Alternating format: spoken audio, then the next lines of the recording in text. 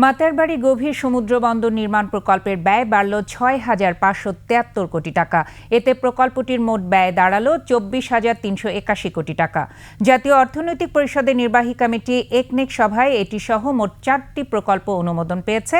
বৈঠক শেষে পরিকল্পনা উপদেষ্টা জানান, প্রকল্পে ব্যবহৃত সরকারি গাড়ির সঠিক হিসাব খুঁজে বের করার সিদ্ধান্তও হয়েছে একনেকে।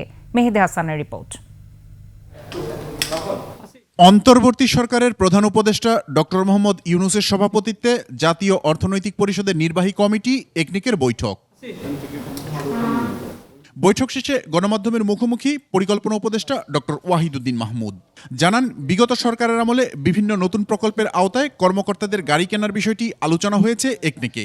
সিদ্ধান্ত হয়েছে গাড়ির সঠিক হিসাব খুঁজে বের করার। হিসাব করা হোক যে সরকারি খাতে আসলে সারা দেশে সব উপজেলা থেকে শুরু করে কত গাড়ি আসলে আছে এবং সেই গাড়িগুলা কিভাবে ব্যবহার হচ্ছে, কতদিন এগুলা টিকে থাকে এবং যেই গাড়িগুলো ব্যবহার শেষ হয়ে গেছে, প্রকল্প শেষ হয়ে গেছে, সেগুলো ওখানে বসে বসে নষ্ট না হওয়ার থেকে বরং অন্য কাজে ব্যবহার করে নতুন গাড়ি যাতে না কেনা হয়। এদিকে দ্বিতীয় দফা বরাদ্দ বাড়িয়ে মাতারবাড়ি গভীর সমুদ্র বন্দর নির্মাণ প্রকল্পের অনুমোদন দেওয়া হয়।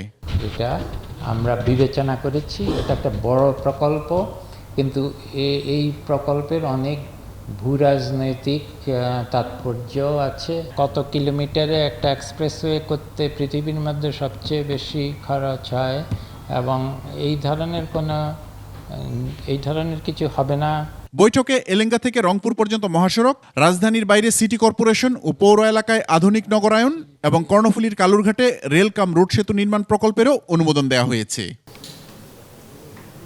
মেহেদী হাসান, ২১ টেলিভিশন, ঢাকা।